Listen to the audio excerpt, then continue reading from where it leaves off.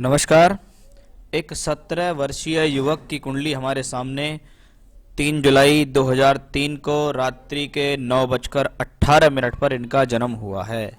ये कुंडली मकर लगन की कुंडली है और चंद्रमा सिंह राशि में अष्टम भाव में बैठा हुआ है। इसका मतलब है राशि के जो मालिक हैं वो सूर्य देव हैं और लगन के जो मालिक हैं वो शनि देव। चंद्रमा कुंडली में 8वें घर में बैठा है 3 डिग्री 33-37 मिनट का होके। ये नक्षत्र है मघा नक्षत्र कहलाता है।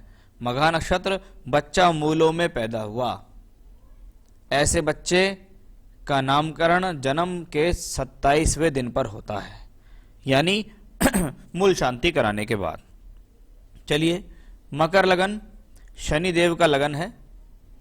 मकर का मतलब होता है मगरमच्छ, जिसका अर्थ जो है वो ये है क्योंकि इस लगन के अंदर जल तत्व और पृथ्वी तत्व दोनों तरीके के गुण विद्वान होते हैं कि मगर जो होता है वो जल में भी रह सकता है, पृथ्वी पर भी रह सकता है।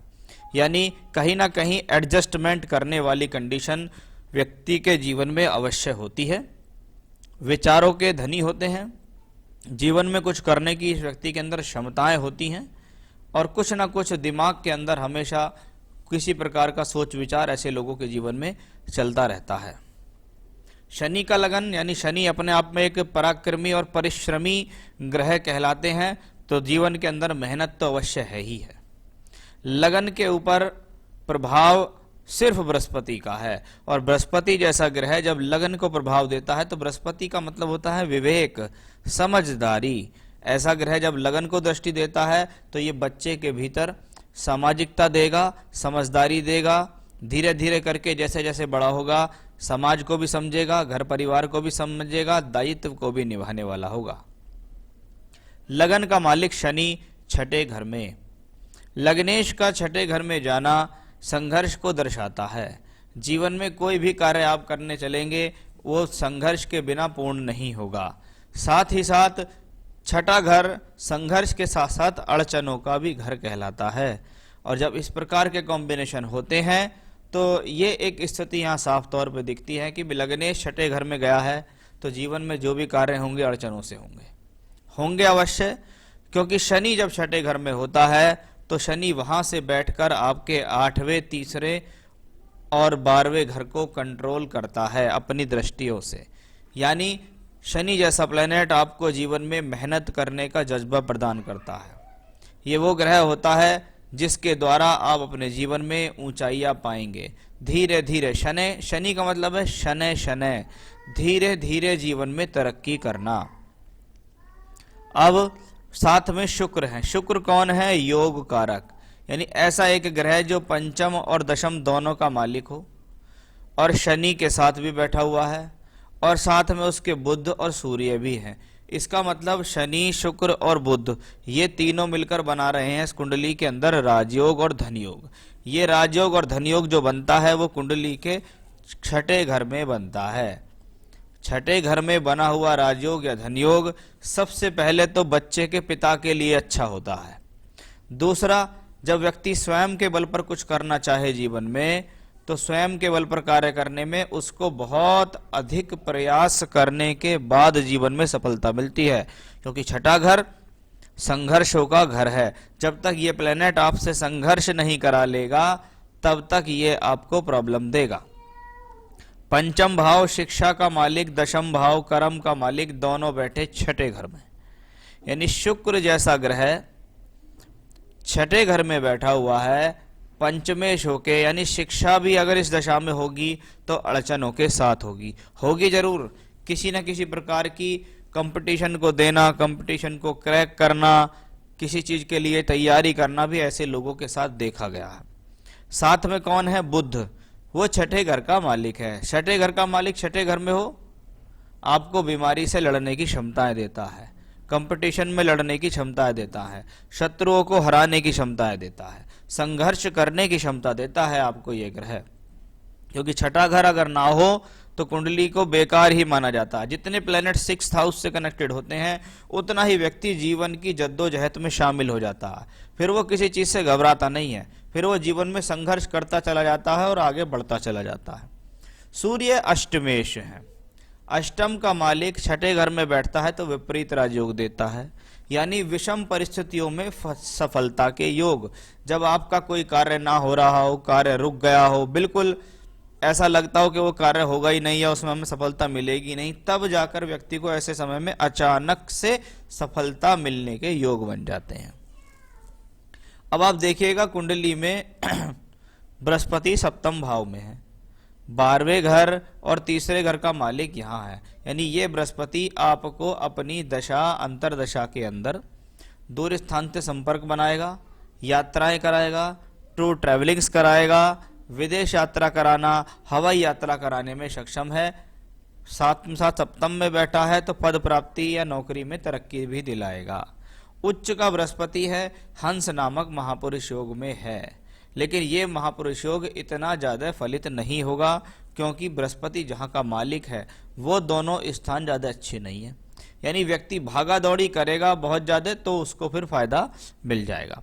यहाँ भी आप देखिएगा छठे घर में इतने सारे ग्रह बैठ के 12वें घर को देख रहे हैं और 12वें घर का मालिक जो है बृहस्पति वो भी वहां देख रहा है। इसका मतलब सीधा सीधा सा ये आया है कि यहाँ देखिएगा ये 4 ग्रह बैठे हुए हैं, देख रहे हैं 12वें घर को। लग्नेश छठे घर में द्वादश के मालिक को, द्वादश भाव को देखता है, द्वादशेश लगन को देखता है, यानी घर से दूर जाके जीवन में कुछ करना, विदेश तक जाने के भी योग कुंडली में नजर आते हैं। चंद्रमा इस कुंडली में सप्तम का मालिक होके अष्टम भाव में है, सप्तमेश का अष्टम में जाना और मंगल से दृष्ट होना और शनि से दृष्ट होना, ये कॉम्बिनेशन 2 तरीके से खराब है। पहला, वैवाहिक जीवन में देरी के साथ साथ पत्नी के साथ संबंधों में खराबी होना एक। दूसरा, शास्त्र कहता है चंद्रमा आपके मन का मालिक है, मन का कारक ग्रह है। जब शनि मंगल जैसे ग्रहों से प्रभावित होता है तो ये मानसिकता में समस्या देता है, ये ठहराव नहीं देता, आप किसी चीज पर लंबे समय तक टिक नहीं पाते, आपके अंदर स्थिरता की कमी होती है, ठहराव नहीं होता, मन के अंदर विचार आते रहते हैं जाते रहते हैं, जिसके कारण आप अपने जीवन में स्थिर नहीं हो पाते हैं, टिकाऊ नहीं हो पाते हैं। तो ये एक नेगेटिव कॉम्बिनेशन इस हॉरोस्कोप में मिल गया कि ये कॉम्बिनेशन व्यक्ति को प्रॉब्लम देगा। तो दोनों तरीके से, पहला तो वो शादी का मालिक है, शादी को देरी से कराने के साथ साथ पत्नी के साथ हस्बैंड वाइफ के बीच में डिस्प्यूट्स कराने का कॉम्बिनेशन है। दूसरा, मानसिक तौर पर ये कंडीशन अच्छी नहीं है।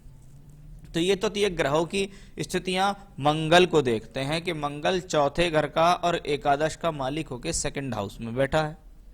दूसरा घर कुटुंब का भाव है, कुटुंब के भाव में जब चतुर्थेश लाभेश हो तो व्यक्ति को घर से, परिवार से जमीन जायदाद, प्रॉपर्टी, पैसा आदि मिलता है। लेकिन जब दूसरे घर में मंगल होता है तो ये व्यक्ति की वाणी को ब्लंट कर देता है, यानी व्यक्ति के मन में जो आता है उसको वो बोल देता है, वो बोलने से पहले सोचता नहीं है कि मैं किसके सामने क्या बोलता हूं, और उसकी वाणी में ऐसा लगता है कि वो हर समय कोई ना कोई प्रेशर दूसरे लोगों के ऊपर जमाना चाहता है, यानी अपना प्रभाव उनके ऊपर जमाना चाहता है, अपनी बातों को उनके ऊपर थोपना चाहता है। चलिए, ये तो थी एक हॉरोस्कोप की एक जनरल बातें कि कौन सा ग्रह कहाँ बैठा। अब बात करेंगे दशा की, क्योंकि कोई भी ग्रह अपनी दशा अंतरदशा में परिणाम देता है। शुक्र जैसा ग्रह है उसकी महादशा इसको चल रही है, शुक्र योग कारक होके 6ठे घर में, यानी ये वो ग्रह है जो शिक्षा और प्रोफेशन दोनों कराएगा। शुक्र की दशा 2028 तक चलेगी और अभी उम्र है 17 साल। शुक्र में बृहस्पति चल रहा है 8 अक्टूबर 18 से 8 जून 21 तक। शुक्र बैठा 6ठे घर में। कोई भी प्लेनेट शिक्षा का वो अगर 6th हाउस में आया, साथ में कौन है? शनि है, लग्नेश है, यानी शिक्षा के लिए बहुत अधिक प्रयास किए जा रहे हैं, शिक्षा के लिए मेहनत की जा रही है, और ऐसी स्थितियों में शिक्षा का पूर्ण लाभ ना मिलना, ऐसी स्थितियां भी देखी जाती हैं। क्यों? क्योंकि आप देखिएगा नवांश कुंडली, यहां पे हम ग्रहों का बल देखते हैं। नवांश में शुक्र फिर से 5म भाव तुला का मालिक होके 6ठे घर में गया, यहां वृषभ का मालिक होके 6ठे में गया, यहां तुला का मालिक, दोनों ही जगह 5म का मालिक हुआ और यहां भी 6ठे में ही गया। इसको कहते हैं एजुकेशनली प्रॉब्लम आना, क्योंकि ये 6th हाउस है, तो कहीं ना कहीं इसमें आपकी स्वयं की गलतियां कहीं चल रही हैं, जिसके कारण आप अपने जीवन में अपनी पढ़ाई को लेकर पूर्ण तरीके से दिमाग नहीं लगा पा रहे। यहाँ भी देखिएगा शुक्र मंगल की राशि में है, चंद्रमा से दृष्ट है, तो कहीं ना कहीं व्यक्ति का ध्यान भटकना, दिमाग भटकना, अन्य साधनों की तरफ चीजें आकर्षित होना।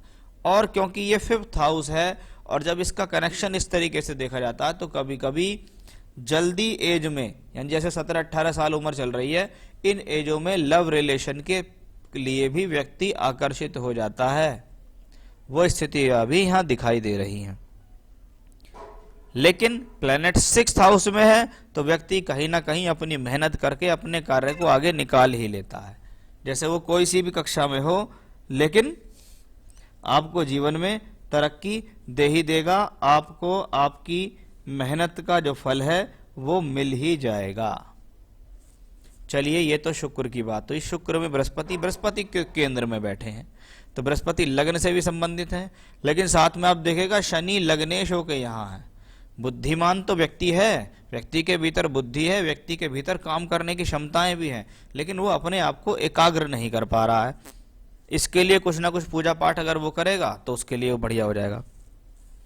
तो करियर कैसा रहने वाला है? अभी ये हॉरोस्कोप जॉब प्रोफाइल की तरफ ज्यादा जाती दिखाई दे रही है।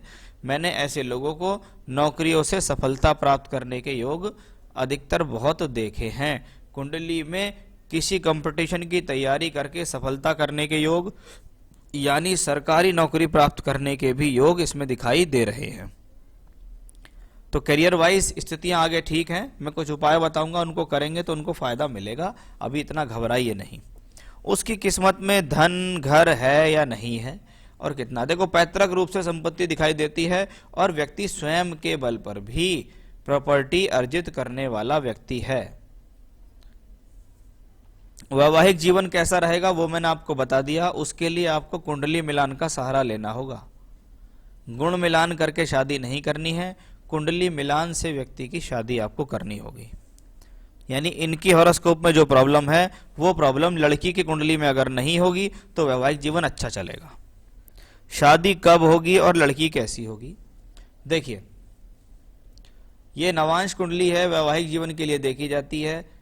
ससुराल पक्ष की अगर मैं बात करूं कि भाई ससुराल कैसा मिलने वाला है, ससुराल व्यक्ति को ठीक मिलेगा, संपन्न परिवार व्यक्ति को मिलेगा। संभवतः ऐसा हो सकता है कि लड़की की जो उम्र है वो या तो लड़के के बिल्कुल बराबर हो या उससे 1 आध साल बड़ी हो। एक तो ऐसा दिखाई देता है। दूसरा, कोई बहुत बड़ा विवाद अभी तक दिखाई नहीं दिया। बाकी लड़की की कुंडली से अवश्य मिला लीजिएगा, क्योंकि शादी में देरी के योग तो हैं, प्रॉब्लम के भी योग हैं, इसलिए लड़की की कुंडली में वो कॉम्बिनेशन देखने होंगे आपको कुंडली मिलान कराते समय। दूसरा, शादी कब होगी? 2028 तक, यानी कि जीवन के 25 वर्ष तक शुक्र की दशा चलेगी इसको। उसके बाद आएगी सूर्य की दशा। सूर्य अष्टमेश हैं और यहां पे बैठे हुए हैं दशम भाव में, यानी सूर्य भी इस कुंडली में कोई बहुत बड़ा प्रॉमिस शादी के लिए नहीं दे रहा है। लेकिन सूर्य में बृहस्पति जो 2030 से 31 के बीच आएगी, सूर्य में बृहस्पति और सूर्य में शनि, यानी 2030, 31, 32 ये 2 साल ऐसे होंगे जिनमें इनका विवाह के बहुत ज्यादा चांस बनेंगे। लड़की ठीक होगी, लड़की की तरफ से सहयोग मिलेगा, संभवतः ऐसा लगता है कि वर्किंग होगी। उसके कार्य में मुसीबत या विघ्न आ रहे हैं, वे कब समाप्त होंगे? बिल्कुल देखिए, शुक्र की दशा है, मैं आपको बहुत बार बता चुका हूं, 6th हाउस में प्लेनेट है दोनों जगह, तो विघ्न, परेशानी, मुसीबत तो आएंगी, उनको हल करना होगा। अब शुक्र जैसा ग्रह जब बार बार परेशानी देने लगे तो व्यक्ति को रोजाना नियम से दुर्गा जी की पूजा करनी चाहिए। जैसे दुर्गा चालीसा का पाठ करना चाहिए। इस बच्चे के लिए मैं इतनी ही पूजा बताऊंगा जो इनके लिए आसान हो। दुर्गा चालीसा का पाठ करें। शुक्रवार के दिन बर्फी का प्रसाद, यानी सफेद प्रसाद मावे वाला जो होता है, बर्फी का प्रसाद लेकर माता रानी के, किसी भी माता रानी के मंदिर में जाए और उनको प्रसाद चढ़ाए और उनको कहे कि मुझे अच्छी शिक्षा बुद्धि प्रदान करें। तो हर शुक्रवार को मंदिर जाके प्रसाद चढ़ाना, रोजाना दुर्गा चालीसा का पाठ करना, सुबह के समय एक बार शिव चालीसा और हनुमान चालीसा का भी पाठ इनको करना चाहिए। तो ये शिव चालीसा का पाठ करना और हनुमान चालीसा का पाठ करना, इनको बल, बुद्धि, विद्या, ज्ञान मिलेगा, मानसिक शांति मिलेगी, अपने कार्यों में इनको सफलता मिलेगी, वो सब यहाँ दिखाई दे रहा है। बाकी आप चाहें तो इनको एक पन्ना रतन भी पहना सकते हैं। सीधे हाथ की कनिष्ठा उंगली के अंदर पन्ना रतन इनको धारण करना है। आपको चाहिए तो मुझसे भी प्राप्त हो जाएगा, मैं आपको रिंग बनाकर आपके एड्रेस तक भेज दूंगा। तो वो पन्ना रतन इनको धारण करना है। उपाय जो मैंने इनको बताए हैं, 3 चालीसाएं बताई हैं मैंने इनको, दुर्गा चालीसा, शिव चालीसा, हनुमान चालीसा। ये अपना सुबह के समय पढ़ें कभी भी, और उसी से आप जैसे जैसे ये पढ़ेंगे लगातार पूजा इनको करनी होगी, और आप देखिएगा लगातार पूजा के इनको बहुत अच्छे फल भी मिलेंगे। जीवन में ये व्यक्ति तरक्की करेगा, क्योंकि शुक्र की दशा है, इसी में ये इंटर हो जाएगी, मतलब इनकी 12th हो जाएगी, और आगे इनको प्रोफेशनल क्वालिफिकेशन में दाखिला मिलने की भी बहुत अच्छी उम्मीदें आगे दिखाई दे रही हैं। जून 2021 से अगस्त 24 के बीच ये किसी न किसी प्रकार की प्रोफेशनल क्वालिफिकेशन या किसी प्रकार के कंपटीशन की तैयारी करना चाहें तो कर सकते हैं, क्योंकि मैंने इस कुंडली में बताया है कि भी आपको सरकारी नौकरी के भी योग स्थित हैं। तो ये था आपकी कुंडली का एनालिसिस और सवालों के जवाब। घबराने की किसी प्रकार से कोई जरूरत नहीं है, बस समय वर्तमान का कुछ कठिन है, और ये स्थितियां धीरे धीरे करके सॉल्व होंगी अगर ये पूजा पाठ करेंगे, रत्न पहनेंगे तो। नमस्कार।